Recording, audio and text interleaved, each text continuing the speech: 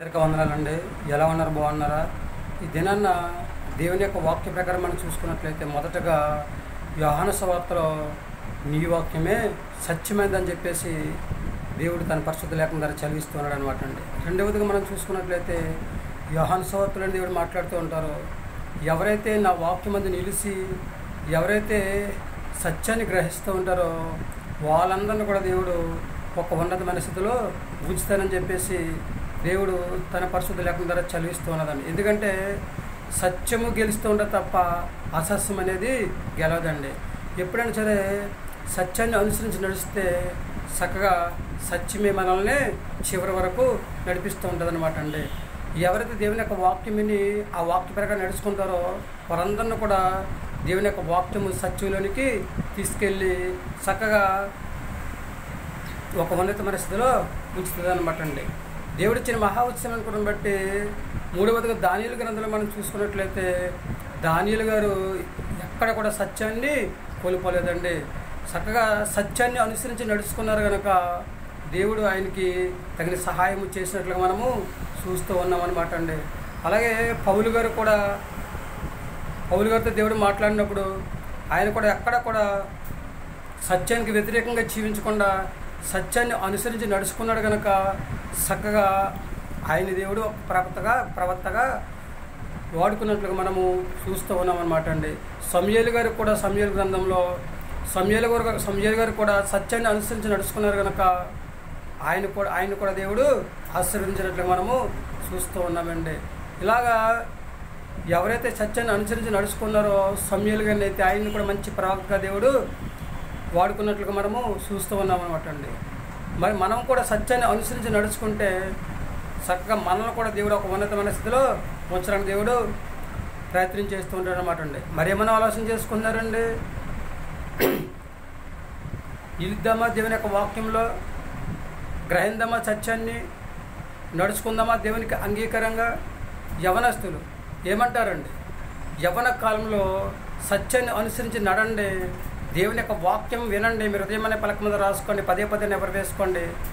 దేవుని యొక్క వాక్యం మిమ్మల్ని ఒక ఉన్నతమైన స్థితిలోనికి నడిపించి మీ జీవితాన్ని ఆశీర్వాదకరంగా ఉంచడానికి దేవుడు ప్రయత్నం చేస్తూ ఉంటాడు అనమాట అండి.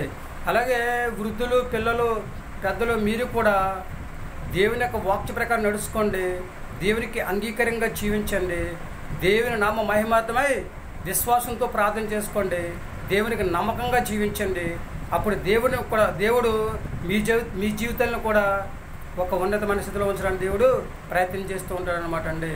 మరి ఏమైనా ఆలోచన చేసుకుంటున్నారండి? నడుద్దామా దేవునికి అంగీకారంగా, గ్రహిందామా దేవుని యొక్క వాక్యాన్ని, నిలుద్దామా దేవుని యొక్క వాక్యంలో? ఏమంటారండి?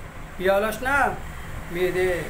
లేదంటే 100% కూడా దేవుని యొక్క వాక్యంలో మేము నిలుస్తామండి, దేవుడికి అంగీకారంగా నడుచుకుంటామండి, సత్యంలో నిలుస్తామని చెప్పేసి ఎవరైతే అనుకుంటూ ఉంటారో వారందరూ తల్ల వంచండి, చిన్న ప్రార్థన చేద్దాం. మహాపరిషణ పరలోకపు తండ్రి, నీ ఘనమైన పదం లెక్కలేని స్తుతి స్తోత్రాలు ప్రభా.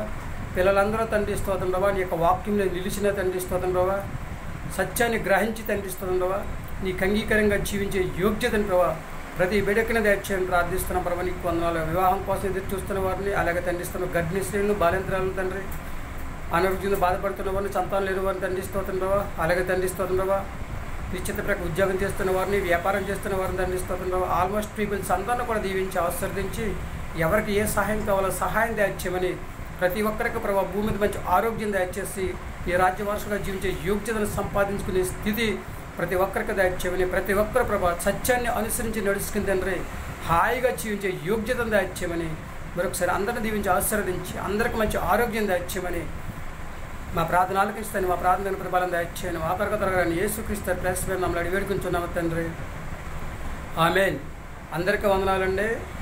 త్రియేక దేవుని ఆశీర్వాదం మీకు తోడుగును గాక. దేవుడు మిమ్మల్ని దీవించి ఆశీర్వదించను గాక. దేవుడిచ్చిన మహా ఉచితమైన బట్టి మనందరం కూడా దేవుని పిల్లలము కనుక ఎవరైతే దేవునికి అంగీకారంగా జీవిస్తూ ఉంటారో, ఎవరైతే దేవునికి నమ్మకంగా జీవిస్తూ ఉంటారో, ఎవరైతే గురి కలిగి, బిరి కలిగి, పడతలు కలిగి, ఓర్పు కలిగి ఎవరైతే ప్రార్థన చేసుకుంటారో, ఎవరైతే దేవుని యొక్క వాక్యంలో నిలుస్తారో ఎవరైతే దేవునికి అంగీకారంగా జీవిస్తారో, ఎవరైతే దేవుని మాట విని ఆయన మాట ప్రకారం నడుచుకుంటారో వారందరినీ కూడా ఒక ఉన్నతమైన స్థితిలో దేవుడు ఉంచుతానని చదివిస్తున్నారు.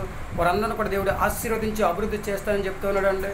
వారందరినీ కూడా 30 60 100 దీవించి ఆశీర్వదించి ఒక ఉన్నతమైన స్థితిలో ఉంచుతానని చెప్పేసి దేవుడు చెప్తూ ఉన్నాడు. కనుక మరి ఏమంటారండి యవనస్తులు, పిల్లలు, పెద్దలు, వృద్ధులు ఏమంటారు? మీ ఆలోచన మీది. వింటారా దేవుని మాట? జీవిస్తారా దేవునికి అంగీకారంగా? నడుచుకుంటారా దేవుని యొక్క వాక్య ప్రకారం?